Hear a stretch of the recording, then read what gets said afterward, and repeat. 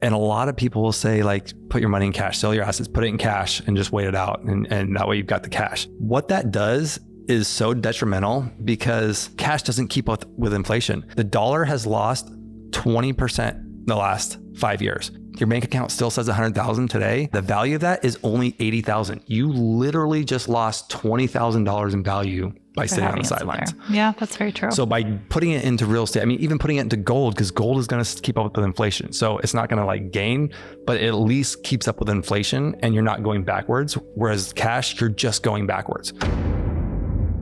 Welcome back to The Broke Billionaires, where we document our daily struggles in building wealth while raising a young family. Join us as we talk creative wealth building for everyday people and couples that are struggling in a down economy. I'm Lauryn. And I'm Joshua Masari, and we'll be your host. Welcome back to The Broke Millionaires. It's not really a welcome back because this is our first time here. That's true. Welcome back to the show. Yeah, welcome. Welcome to our new space. So we are no longer at the kitchen table or the living room or praise the Lord. We are not at our kitchen table. We officially have a studio. We'll call it a studio. It's the back part of our office, but it is a little more official than we've been. And so we've got an actual studio. And it is daytime. Yeah, and we're recording in the daytime where it's not 10 o'clock at night. It's 10 o'clock in the morning. We're more energized. We don't have kids in bed that we just had to deal with. They're at school. I think this is going to be it's still going to be hard to do this. Let's be real, because we still have to figure out childcare during the day and trying to shift around everything. But we are doing it and making this way more official. And we are like making an effort to make this intentional, not just to like when the kids go to bed, when we have time.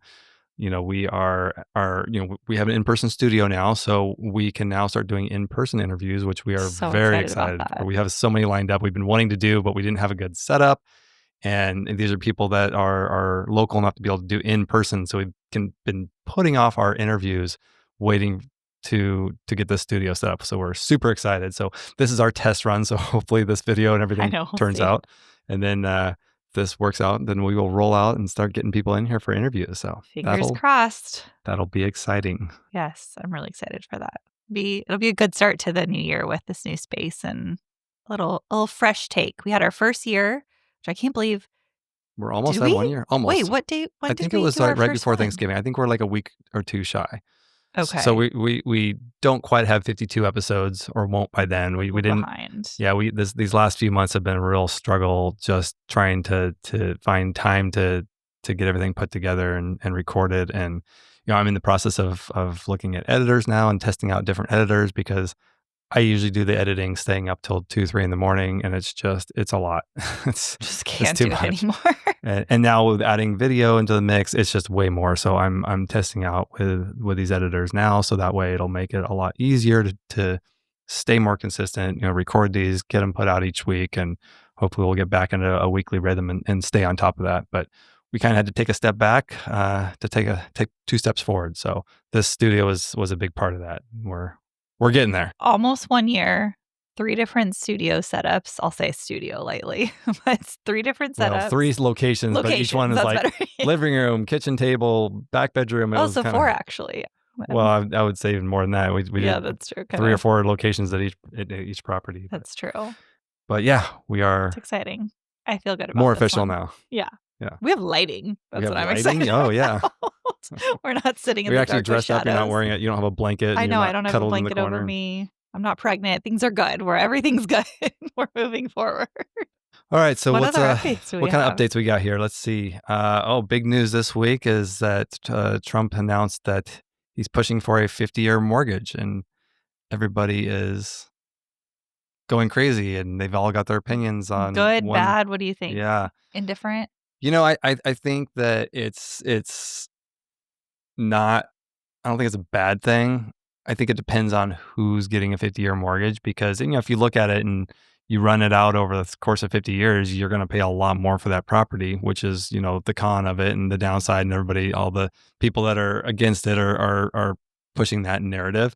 But the reality is, nobody holds a mortgage for 50 years. I was going to say, this is not when our parents were buying homes and you buy a forever home and stay in it, and you can't do that anymore. Like, it's just not. That's just not how the world works these days. And so I believe the average loan is about 13 years. And that doesn't mean That's that actually longer somebody than I thought. that doesn't mean that somebody doesn't stay there. I mean, somebody Right. could be there for 50 years, but they don't keep that loan in place. They refinance at some point or pay it off and then pull out on it or something of that nature. So for them to keep that loan in place, it doesn't actually get run out. And you can always make additional payments on a loan. So you can still make a higher payment and pay it down in 30 years or even sooner. So Right, just because it has to be longer doesn't mean that it has to take you that long to pay it off. right. It gives you the flexibility, one, to be able to, it makes it more affordable for people to be able to get in a home that may be priced out of the market right now.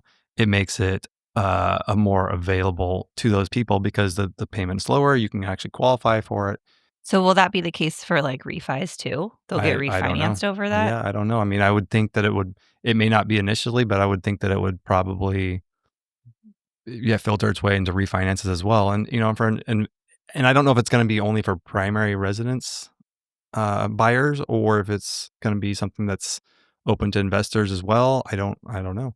We have a loan that's a commercial loan on an apartment building that's amortized over like 40 years, and it makes it, it cash flows a lot better that way. And it's, it's a 5-year loan, it's a 5-year balloon, so it's not like we're running it out 40 years. It just makes the deal cash flow a little better while you're, renovating it and getting it up to where you need it to be. So there's definitely some investor advantages to that. But, from a primary standpoint, it will make things a lot more affordable for people with the current interest rates. So everybody's waiting for interest rates to lower. This is kind of like the antidote to that, or the alternative to lower interest rates is you just When is that run it supposed out. to go into effect? I don't know. I don't think it's actually like official. It's just like this is something that Trump is pushing and floating out there, but it sounds like there's quite a bit of support behind it.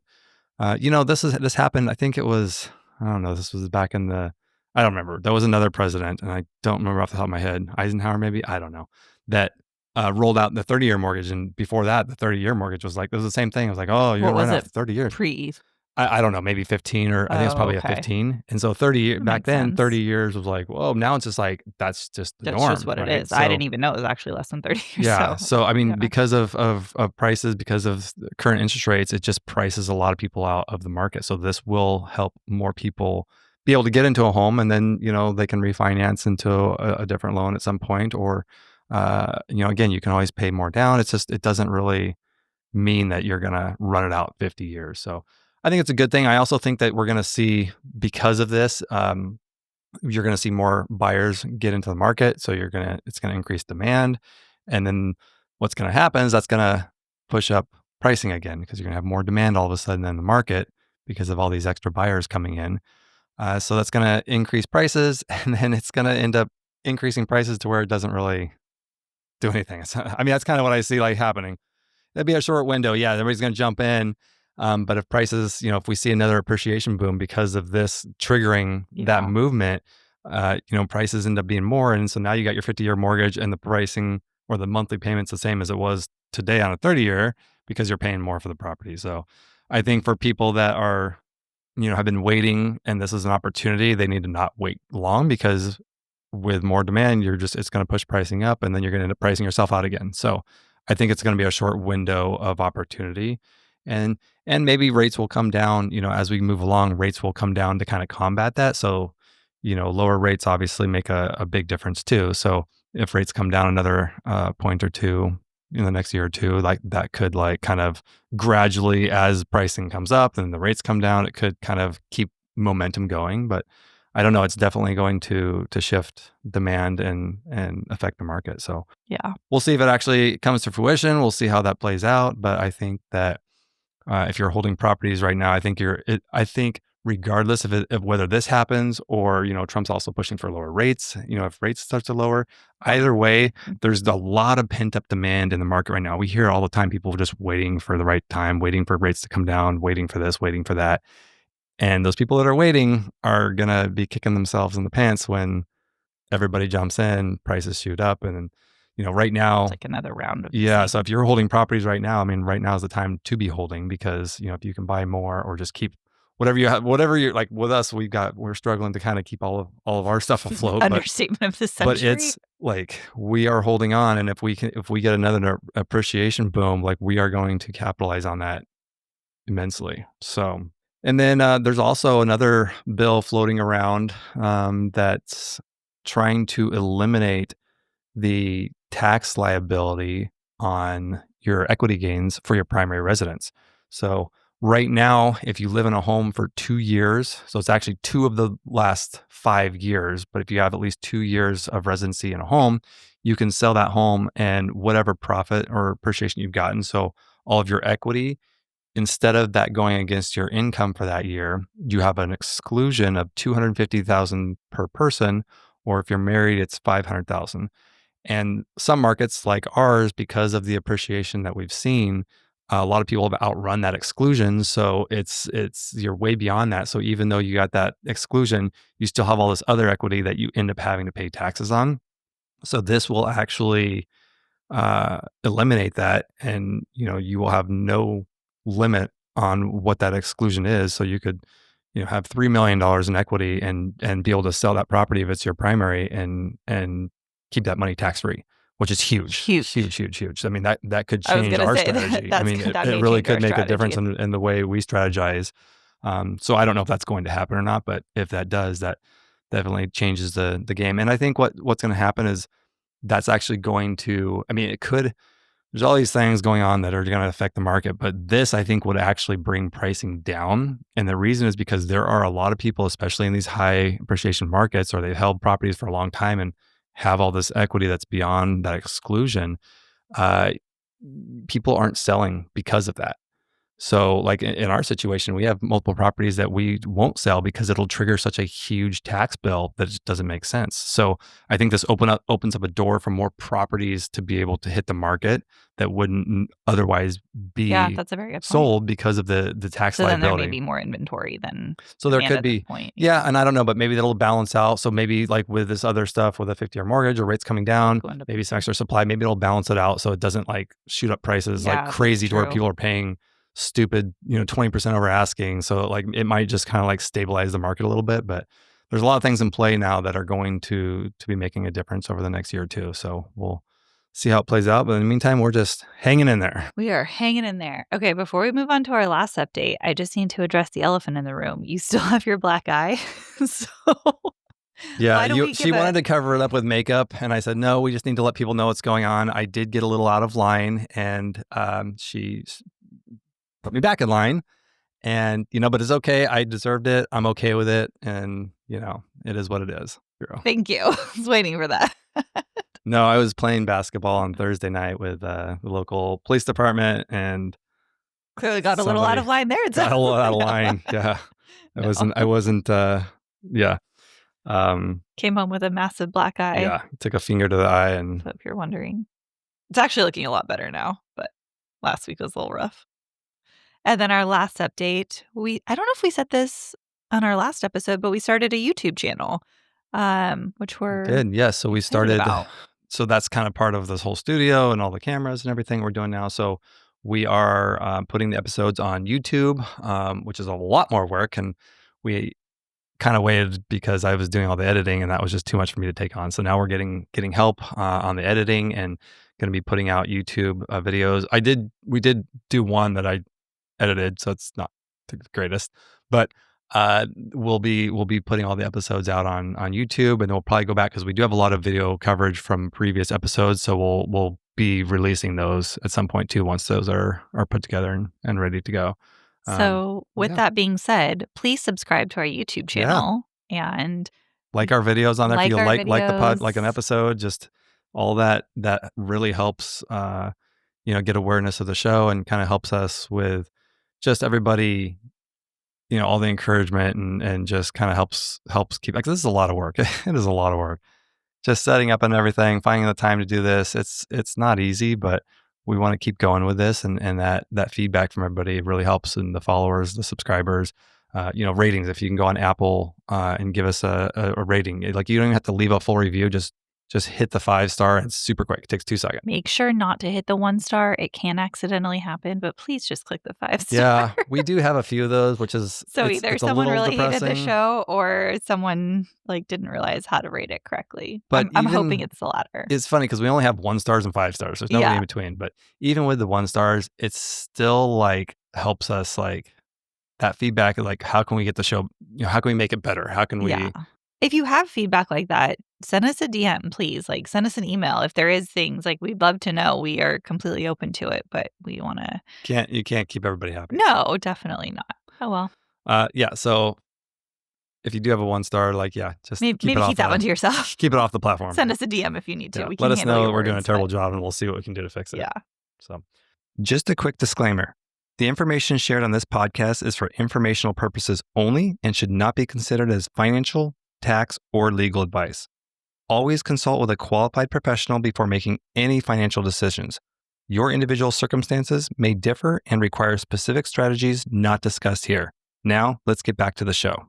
Okay, what are we All talking right. about today? We are talking about the all method blueprint. The all method. So the all method is something that we have put together, and this is something that we have lived through, and the strategy that we had, or I should say a strategy, one of the strategies that we've used over the last 5 years to exponentially build wealth. And it's worked out for us very well. And so we're, putting together the frameworks, and we want to go through this and share this with everyone on not just what we've been doing, because everybody kind of knows what we do with these houses, but really like the method behind the madness. So we call this the all method, and this was something that we set out to do. Right, let's say when we first got married, we were talking about this, and It was before we got married. We were talking about it. yeah, but I think once we got married, it's like, okay, we need to start this, and I had kind of started it before that, but not really like where. I mean, it was just me. I was a single dude, and it was a lot easier to do this stuff. So first of all, I had to get you on board Yes. and get you like. I liked the seeing the idea of the vision. end goal. I didn't like what had to happen in between, and I still You can't still say don't. You still don't like it. can't say I'm fully on board with that, but we're doing Yeah, it. So But it is building wealth. And, I can now, that I can now see. and- So it makes and it the thing easier. is we're building wealth without making we're not high income earners. No. You're not earning Well, anything right I'm now. not as an a matter- income earner at all currently. Well, and I'm not making that much money right now Yeah. anyway. So, but basically what this stands, so it's ALLLL. So there's 4 L's. So Lots of L's. Lots of L's. So the A stands for acquire. So you start by acquiring a property. And we do this, the all method is acquiring properties as your primary residence. So the reason that we do that versus buying as an investment property is you can get way, way better terms on the loan. You can get less money down or almost no money down. You can get better term lengths, better interest rate, and it's just a much better loan to get into, a lot easier carrying costs. And you can only do that when it's your primary. Now, if it's your first time if you're buying a home and it's your first time you're a first time buyer, you can get into a first time buyer program, and you can get it with literally like no down, or some of them are like 3% down, or there's banks and programs that will give you up to $50,000 sometime in some states, just cash towards your down payment. And so there's a lot of assistance on these first time programs. And the funny thing is, you don't have to actually be a first time buyer. I've used this strategy multiple times. I think I bought 3 or 4 houses as a first time buyer. It's just that you can't be holding one of these first time buyer loans at the When time you get the next one. So as long as you get a first time buyer program, you buy a home, and then you refinance that, so you're not in that loan anymore. And I think you have to wait 2 years. At least that's what it used to be. It was a 2-year waiting period.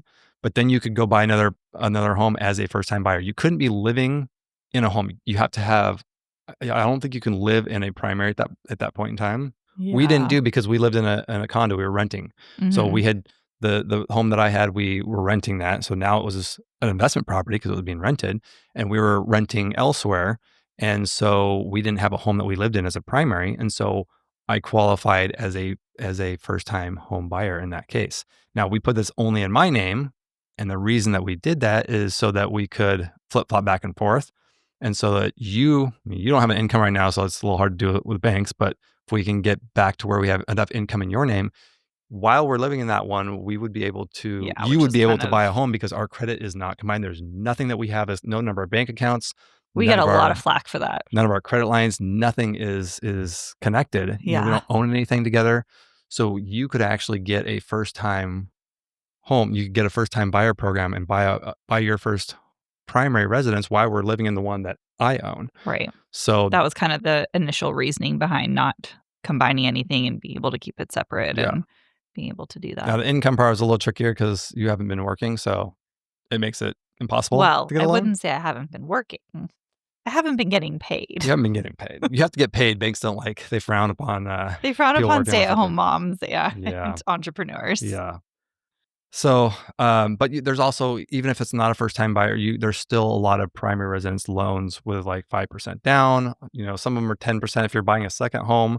You can actually buy a second home while you're living in your primary, and you don't have to move into it. You can buy it as a second home, and then your down payment is lower. It's not quite as low as a primary or first-time buyer, but I think it's usually around 10%.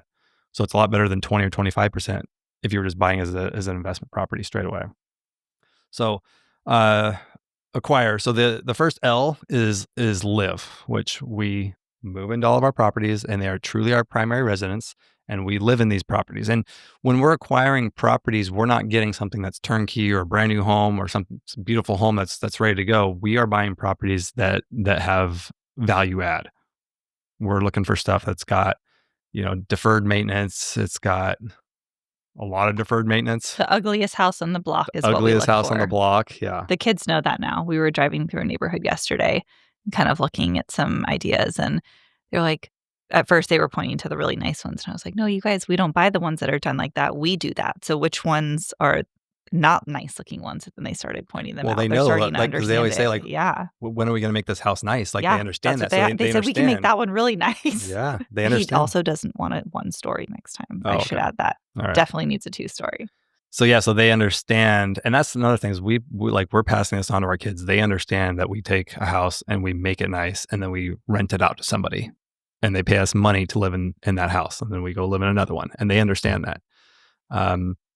So we're looking for these properties that have value add, whether it's the ability to add on to it, just do renovations to bring everything current and up to date. ADUs, ways that we can block out different sections of the house to get more rental income. So we're looking for those value adds for sure. Every time we walk into a house, that's where our mind goes. It's not just how can we renovate the structure of it, or I don't want to say the structure, but how can we just renovate the interior? It's like, how else are we going to be able to make this work for us, right? And where because we know we're going to rent it out. Where can we block off walls and make separate units? How can we do this? Yeah. Yeah, because we go into a house, we don't buy on emotion and like, oh, this is our forever home. We don't believe in forever homes. At least I don't. No, at this point, I don't either. I think longer term, I'll say, but I don't think we'll ever have a forever home. Yeah, so you can't go into this type of strategy thinking this is going to be your. I mean, I guess you could. So the other option is that you can do this and buy them as second homes, or you can buy them as investment properties and use the same strategy, but it takes a lot more money. You need a lot more money down. You got to leave a lot more money in the home. So you can't do that. I will say we renovate them with our family in mind. So we renovate them to where if we ever needed or wanted to come back to any of these properties, we have that option. Yeah. So if we ever got stuck so we make the shower. Doing. When we do the bathrooms, we put the shower heads real tall. Like we're tall people. Customize these homes to us. And so we know that if we ever, so it's not something that we're just, doing a quick flip and just doing whatever we want to do. No, we're doing it the way our standards are and what we would want to live in. And we also spend extra money. So like, for example, when somebody does a flip, they're just trying to do it as cost effectively as possible. Like the HVAC system, they'll just put the cheapest HVAC and it's got a brand new HVAC, but it's got it. And they're going to charge, it pushes the value by that much. We actually do specific systems that are higher end systems. They cost probably twice as much, a lot more. But they've got like multiple zones and they're really, really efficient. And the reason we do that is because our properties, we are renting as midterm rentals, as furnished rentals. And so we're covering those utility bills. So we want to make sure that we are able to run it and operate as efficiently as possible. And spending that extra $10,000 or $15,000 on the front end over the next 10 years, we're going to be way ahead by having a more efficient system versus just putting something in there that's brand new and not as efficient. So it's a little bit different strategy in mind when you're doing this and you're keeping it as a longer term rental, whether you're doing long term rental or midterm or short term, whatever. But when you have the property you're going to be keeping, you kind of take this step, like putting a new roof on. We'll always we'll opt for the, spending another 10, 15% and getting the 40-year roof versus the 30-year roof or whatever. Just because we're going to have this for a long time, and that in the long run, we're going to come out ahead on that. So we The do. quality is important. Yeah, absolutely. So that's kind of what we did. We move into them and we renovate them while we're living there. We try to get as much done before we actually move in, but it never always works out. We'll have to throw some pictures up of what we've lived through. It's getting easier. So the more we It do this, is. the more we build up, the more money we have to put in the next one and get stuff done quicker, and don't have to get into it right away. Because here's the other thing: when you're doing this strategy versus doing it as an investment property, if you're doing it as an investment property, you're paying the mortgage and then you're paying your construction costs and everything while it's not generating any income. And on top of that, you're paying to live in your home. So in a place like where we live, it's very expensive to live here. So for us, this is kind of the only way. It didn't make sense to just not be living in it, because then we're paying We need twice. to get out of the previous or the current house into the new one as fast as possible. So you can, you're paying, you got to pay to live somewhere regardless. So we're kind of combining the investment with the primary and only paying, we're only having to crack, one nut a month and rather than two of them. So it makes it a lot easier and more manageable when you don't have a lot of extra funds to be able to do that. So if you're a high income earner, it may be a different story and you're able to float multiple mortgages without the income. But, for us, this is what made a way that we were able to do this without having a lot of extra income. Yeah.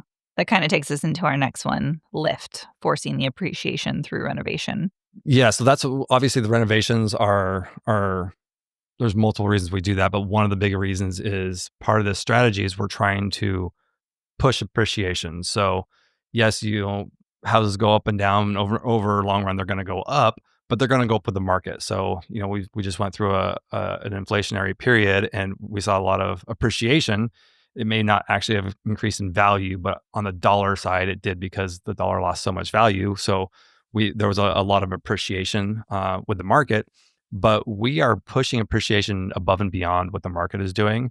So we're getting that instantly. So as soon as we're done, the renovations, we just pushed it, inside of a year, we're renting it for top dollar in the neighborhoods. If we were going to sell, it would be selling at top dollar for the neighborhood. So we're not having to wait on that appreciation. So we do get a little bit of both, and we just went through, where we did get a lot of appreciation. So it kind of helped us out a little and made things go a little quicker.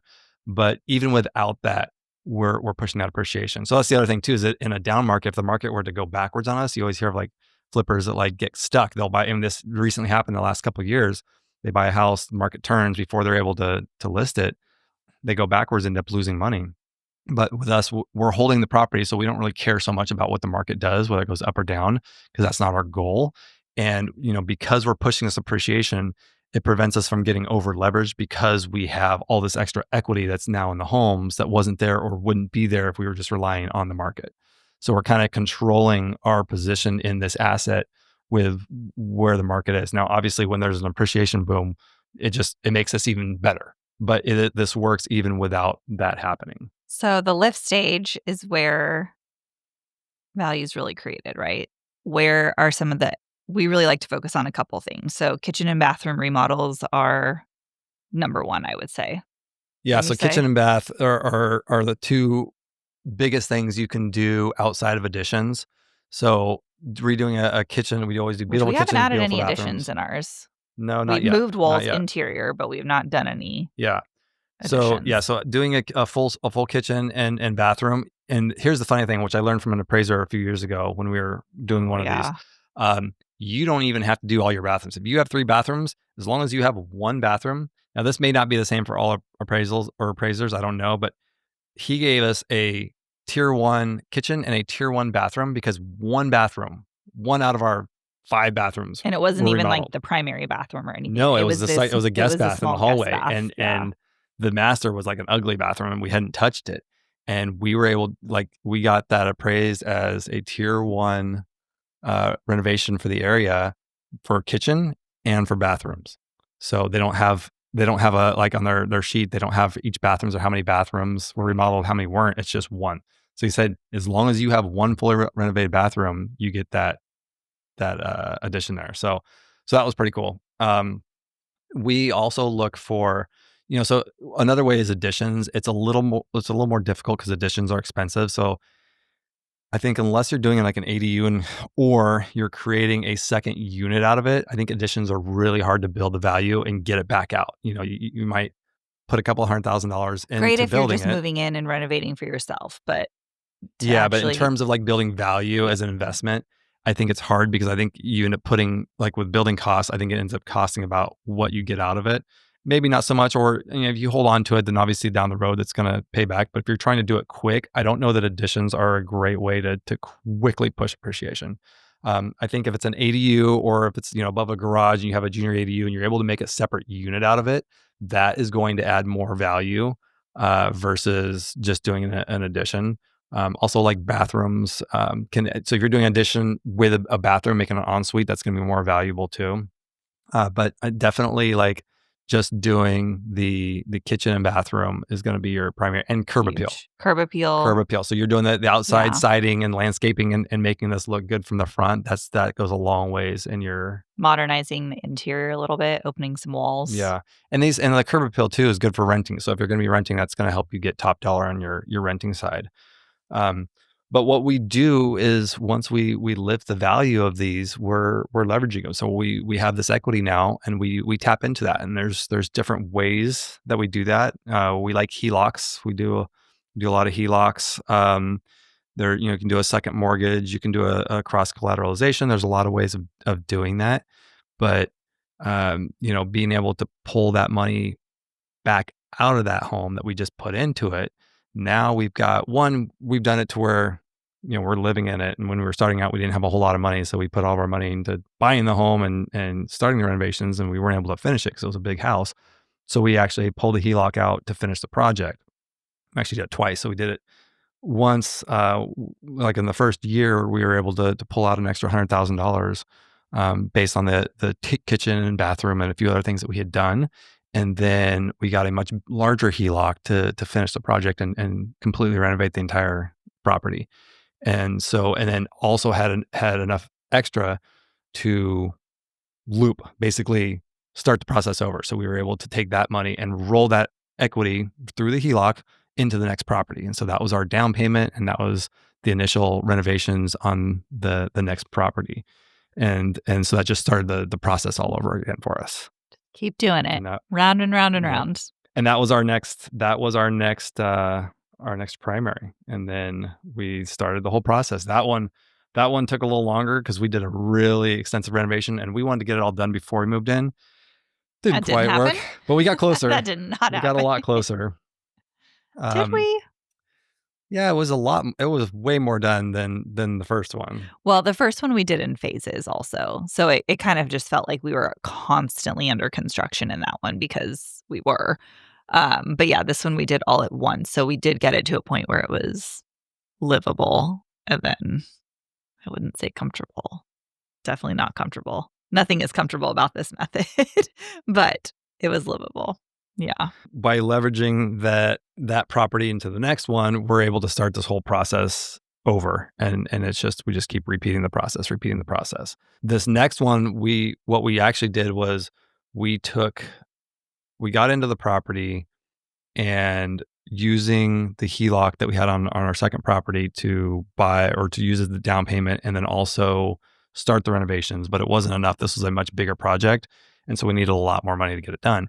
And we weren't able to pull money out on this other one because we didn't have enough money to push depreciation up to where we could do that. So what we did is we pulled on the first property and we did what's called a cross collateralization.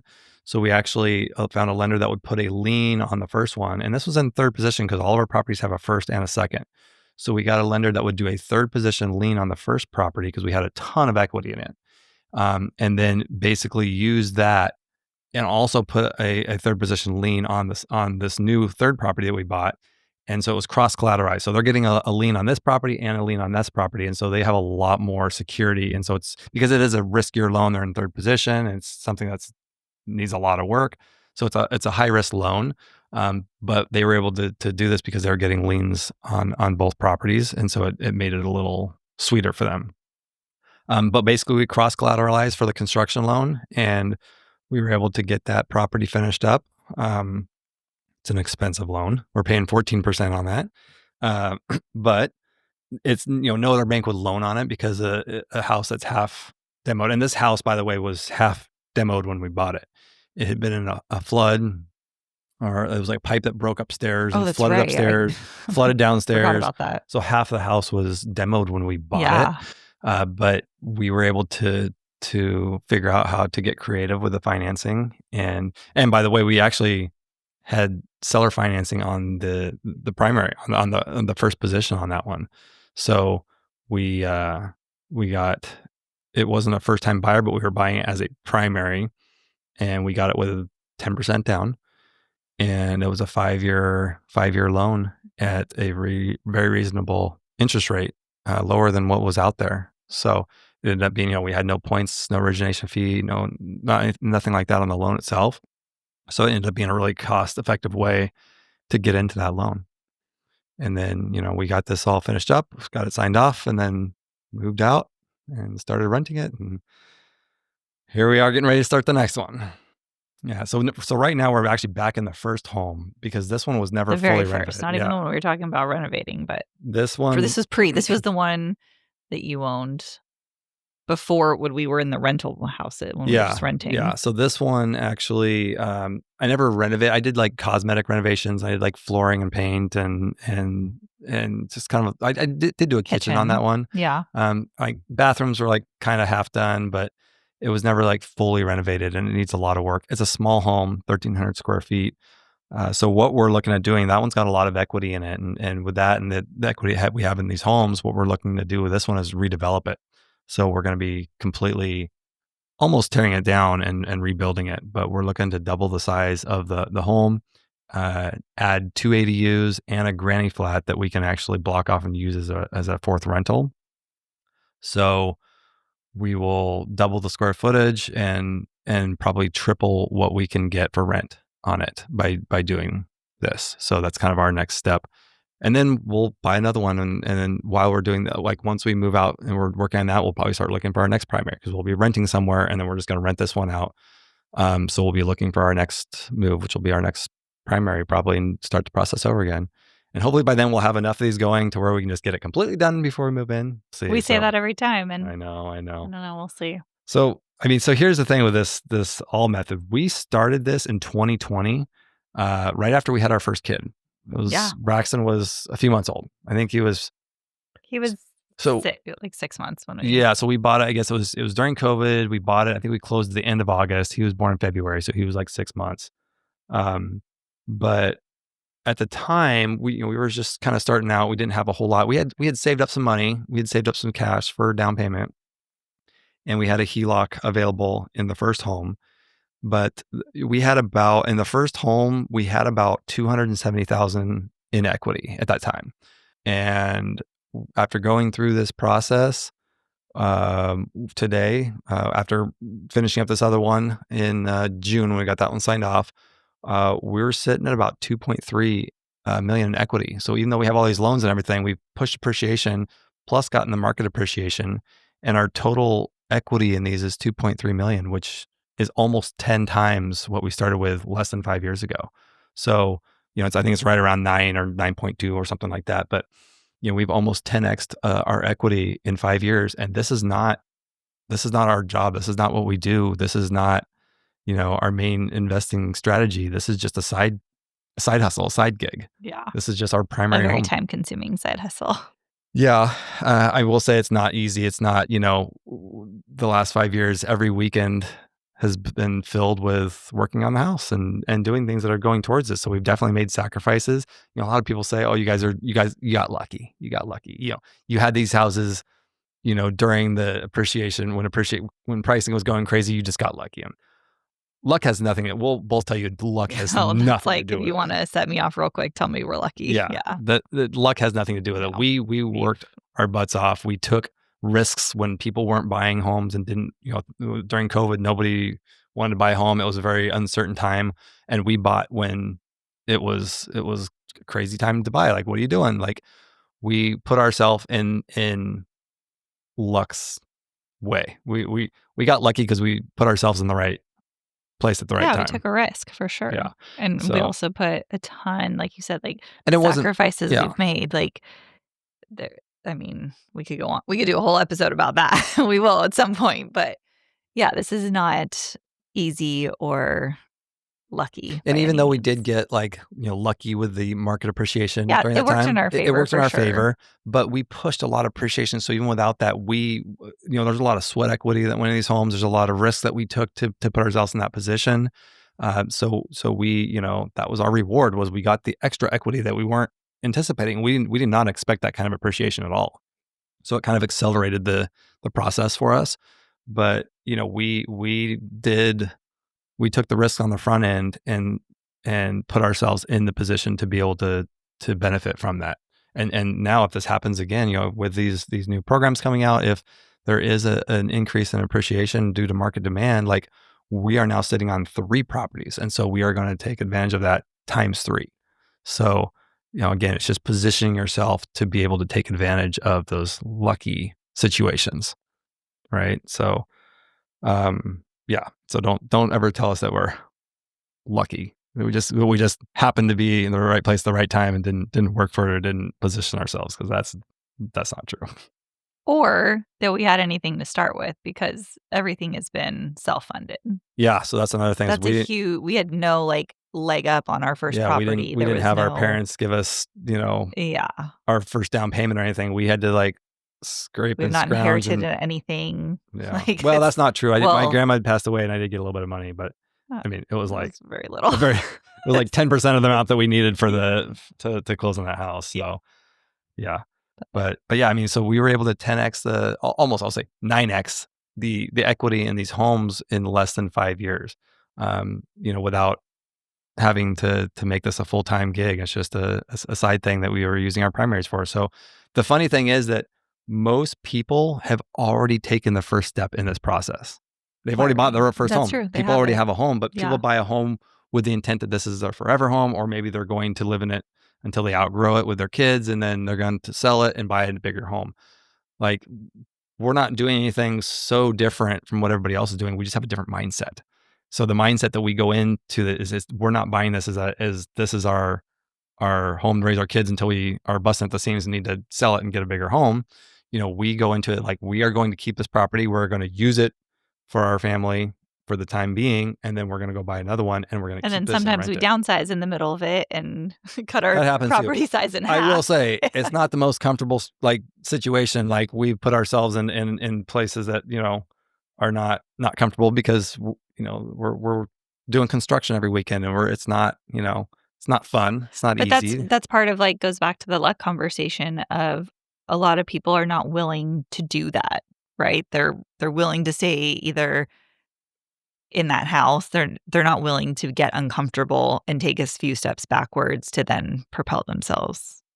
Yeah, a lot of people say how are you guys still married after going through multiple renovations on multiple properties? Multiple renovations.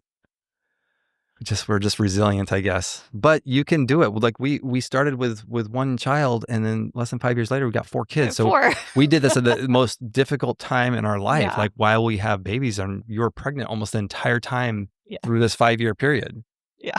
You were either pregnant or had a baby. Born, yeah. So this is we did this at a we are very proof difficult. That you can do it. Yeah. But you have to have the right mindset, and you have to be able to see the end goal, or the long-term goal. I won't say end, because I don't think we have an end goal in sight. We will continue doing this. I don't think you especially will never stop. But so it's not an end goal, but just a long-term. And I think a big part of that is we have that together. This is not your dream or my dream. This is our dream that we're working towards. These are, we're going to keep doing this. And, our goal is to have 10 properties. And if, maybe we keep going and we go to 20 or 30, just our local properties. We've got properties out of state and other portfolios. We've got other investments. We've got other businesses. But this is just one of our strategies that we're able to do by buying as a primary. It's kind of it's a side hustle type thing because everybody's got a home. You gotta live. So you might as well make an investment out of it and make it work for you, make that equity, work for you and build. We're going to pass these on to our kids. Our kids are going to they're each going to get a house or 2 or 3 or 4 or 5, who knows? But they'll, maybe we'll have 20 homes and then they each get 5 and we'll have, divide them up. You're first, the oldest gets to pick one and the next person you can pick, just go down the line on what you want. But here's the thing that so when you do this, we are not triggering any tax liability because we're not selling these properties. If you sell your property and then take that money and roll into the next one, you could have tax liability. Now there is a tax exclusion, which we talked about earlier. So you do have, if you've lived in it for 2 years, but you have to live in it for 2 years to be able to get that. And then that is $250,000 for a single person or $500,000 for a married couple. If you're in a high appreciation market and you got more equity in that, whether it was market appreciation or you forced that appreciation, you're going to end up paying taxes on the difference. And so you're not going to be able to escape that, at least with the current laws that we have right now. When you pull money out on a HELOC or a loan or some sort of way that you're unlocking that equity, you are not selling the home. You only trigger that tax liability when you sell the home. You still own the home, even though the banks technically own it, but it's in your name. You pull that money out, there's no taxes on it. That is tax-free money. So everything that we've done over the last 5 years has been done with tax-free money. Except for the first one. I guess the first one was that we saved up our initial down payment. Yeah. That was our money that we had paid taxes on. But, actually, half of that down payment was actually from the HELOC from the first property. Oh, that's true. So technically, only maybe like half of the down payment was post-tax dollars, but everything else that we used for that was actually coming out of it. Well, for the renovations and the rest of the down payment, that came from the first property that was pulled out, and that was tax-free. Yeah. So and then each subsequent one that we've done, we've pulled money out and we've just rolled that equity forward. So we're not, even though we may have all these loans on this property here, we're not losing out on any equity or anything because that equity is just rolling into the next property. So the equity is still there. It's just moving properties on where that actual equity is at. So we definitely play the game, I would say. Play the game. But the end game to this is that when you pass, so down the road, we've got 30 properties in the area, whatever, they're going to our kids. We have them all in a trust and they go to our kids. When we pass, all that tax liability, if we were to sell all those homes before we die, we would generate millions and millions of tax liability that we'd have to pay. If we wait, or if the kids wait until we pass, that tax liability dies with us. They always say there's 2 things that you can't outrun: death and taxes. But I always say you can actually outrun taxes by dying. You can't outrun death, but you can outrun taxes by dying because your tax liability goes to the grave with you. So what happens on properties is there's what's called a step-up basis. And the government says, or the IRS says, whatever that property is worth at the time of your death is what we're going to start at 0. We're going to reset the clock to 0. So if you bought a property for $100,000 and when you pass away, it's worth $1 million, you got $900,000. Let's say you didn't spend any money on renovations and it's all market appreciation. You got $900,000. If you were to sell that property, you'd have to pay, that goes to your income for the year. You're going to pay half of that in taxes. When you die, the IRS says, okay, we're going to reset the clock to 1 million because this is the value when you passed away. Your kids can sell that house that next day and there's 0 tax liability. It's gone. It's in the grave with you. So that does not. But there's a window on that, right? No. Isn't there? No. I thought there was a window. There's no window, but it's at the time of death. So if the kids held on to it for another 10 years, right. Okay, say they held on to it for another 10 years and then the property's worth 2 million and then they want to sell, now that step-up basis is at the time of your death. Right. Okay. And so it would be $1 million, so they'd still have $1 million of additional equity that they'd have to pay on. But if they do it right when you pass, there's 0 tax liability. So that's how you can do this whole process and never have to pay these capital gains taxes. So it's pretty crazy that you can do that. So, I mean, for a long-term strategy, like that's the way It's you the pass this on. longest term strategy you could get. Till the end. Till the Till the end, actual right? end. Yeah. Yeah. So, I mean, you can literally wipe out decades of deferred tax. So we just keep deferring, and then you just wipe that out when you pass and pass that on to your heirs. So that is kind of our strategy that we have long term on this. But again, this is not our full-time job. This is our family wealth plan because our kids are involved in this too. And as they get older, they're becoming more and more involved. I think, as they become older, they'll probably take on projects themselves, and they can manage their own project and kind of be more involved in the family all method or the family strategy of how we're doing this. Yeah, I like that. Okay, so one more time, the all method: acquire, live, lift, leverage, loop. So we didn't say that all together at the beginning. That is the whole loop process, and you just keep doing it and doing it and doing it. Now, again, this may not be for everybody. You have to be willing to move. You can't just, this is our forever home and that's how we're going to do it.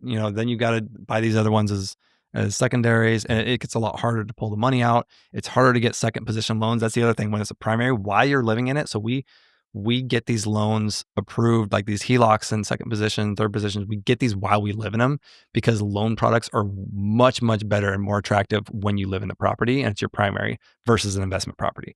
So a lot of these, you can't, right now, it's nearly impossible to get a HELOC on an investment property. 5-6 years ago, they were doing that, but now you can't even get like the banks just don't do it. So it's very, very difficult to do this with an investment property unless you have a lot of cash and you're just putting the cash into it, not having to pull out the equity. But that kind of defeats the whole purpose of rolling your equity and using the equity in these homes to grow your portfolio. So it works really well when you're doing this as a primary and locking these loans in as a primary. Now, again, you've got to move. You got to be willing to move a lot. You got to not get emotionally attached to these homes, and you got to be willing to move. That's the downside to this. But you can go from $270,000 in equity to $2.3 million in less than 5 years without a high income. So it's doable. Worth it. I think it is. I think so too. All right. So I think that pretty much kind of covers basically how we've done this over the last few years. And this is not all of our wealth, but it's a very good portion of it. We also have the 401k, which we talked about, which is almost another $1 million in out-of-state properties. And that's growing, that doubles about every 3.5 years. And so with these different portfolios, we also have other LLCs that own other properties and other projects. We've got other businesses. So we have a lot going on, but as these are all building and each start to snowball, we just start seeing like the exponential overall growth of everything. And it just starts, it's a very steep incline as that builds up. Don't worry. We're still broke though. It's just to clarify, even though these things are snowballing, we put all of our money into these properties. So the worst thing that you can do is have cash in your bank. And the reason I say that, I don't think most people realize this. They don't really think about it. But during uncertain times, or like what we've just seen the last, during a down economy, and we saw all this inflation the last 4 or 5 years. And a lot of people will say, like, put your money in cash, sell your assets, put it in cash and just wait it out. And that way you've got the cash. What that does is so detrimental because cash doesn't keep up with inflation. The dollar has lost 20% in the last 5 years. So if you look at the value of the dollar in 2020 versus the value of now in 2025, it is worth 20% less. So your $1 from 2020 is now worth 80 cents.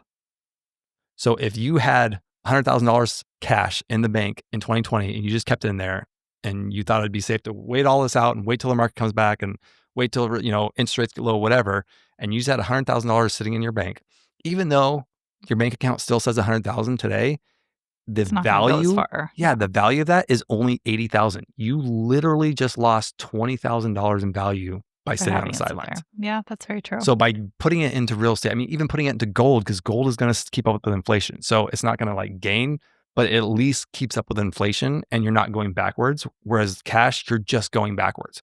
It is the worst thing that you can do just having. Now, there are some advantages of having cash, like you've got money to do things. Cash flow is king. Like you've got, if you lose your job or if you lose income in one project or whatever, obviously there's an advantage to having cash. And things aren't tied up. You have quick access. But just to putting things. cash away and just storing Yeah. it in an account and just sitting on it, it loses value every single day, because I can guarantee you the dollar is not going to start deflating.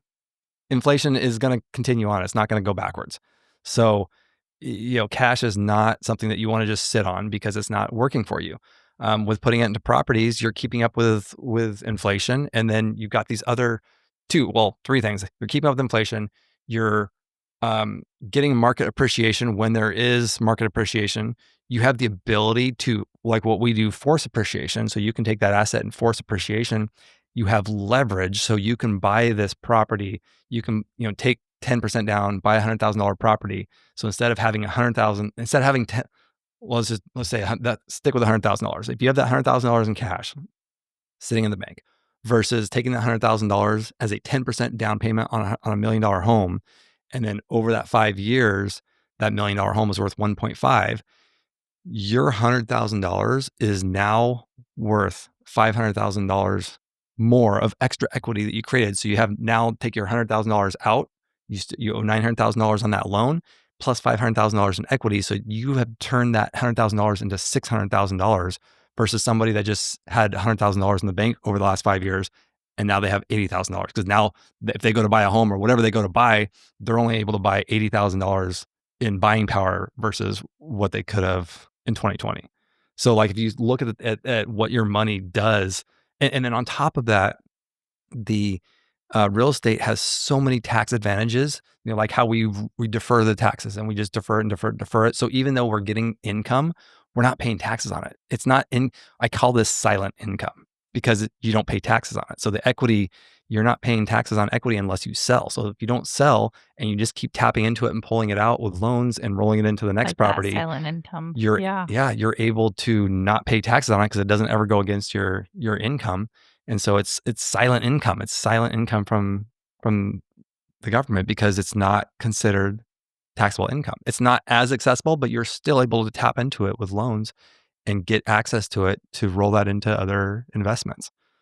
So this whole there's a lot that you can do with it, but don't sit on the sidelines. Just get out there and make it happen and start doing something. But anyway, the all method is what we've done, and we are going to be sharing this with we can talk about our community that we're launching. Tell us about the community.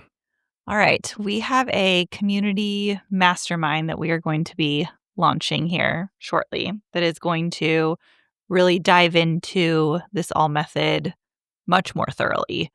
We're super excited about it. It's kind of something we've been working on behind the scenes, and I don't know. What else do you want to? Well, so this is going to be one of the main frameworks that we're going to be teaching people and showing them how to do, and people that want to do this actually take action on it. We're going to be sharing the frameworks that we've used and how we were able to leverage the type of loans, how you structure it, what kind of renovations to do, how to rent the homes and get the maximum amount of cash flow. And so this is going to be one of the frameworks that we kind of build the community on. But it's also going to have all the other strategies that we employ. We've got the solo 401k and self-directed IRAs that we do. The business that we have. There's a lot of different things that we have that we're going to be, putting out, and there's going to be a lot of resources. And we're going to be bringing like-minded people together that are doing this together and walking through this process together. Probably my biggest, not complaint, but the thing that was hardest for me personally going through this was not having anyone to talk to about it, and really no one else that was going through the same situation that really understood what we were going through. Because you can talk to your friends, but if your family, but if they're not doing this, then it's really hard to fully understand the sacrifices and just everything that goes into it. So we really wanted to bring together like-minded people that are willing, that are either already doing this or that are wanting to do this, that we can kind of just build this community to all work together and support each other and just kind of help each other through it. Yeah, no, absolutely. It'll just be a great support system for other families that are going to be going, the idea is that we've got these frameworks and ways that we build wealth, but we're doing this while we're raising a family. And a lot of people put this off. So we're like, hey, you can do this now. You can get started now. Or they think you have to start they think you either have to start before kids or, like you said, like, or stop and then you've lost so much time and, you know, You can can do do it. it. You can do it whether it's starting a business, whether it's doing the all method and moving, a few times while these kids are young. You can do this and you can make this. And we're going to show you how to do that and help walk you through that. So we're very excited. That'll be launching at the start of the year. If you are interested, reach out to us on Instagram. You can DM us about just asking about the community. We will also be setting up a website very soon. It's going to be I actually got the URL. So it's going to be BM, and the name of the community is Legacy Wealth Builder. So bmlegacywealthbuilder.com. And we will be definitely pushing out more information on that for people that are interested. But we're very excited about that. It's our next big project, I would say. It's a lot. As if the podcast wasn't enough, it's a lot of work getting this together. But we've been putting a lot of time and effort into pulling this together behind the scenes. So very excited about it. All right. Well, this is our first studio experience. It's not 10 o'clock at night. You're not falling asleep, but you've got kids to go pick up at school. So we sure do. Just a new challenge. Just a new challenge. So any last words? No, I think that was good. I'm excited for what's to come, and the space feels like fresh. I don't know. I'm excited about it. Yeah, that's great. All right, guys, get out there and make it happen. Thanks for listening. This has been a production of Rebuilding the Dream Studios.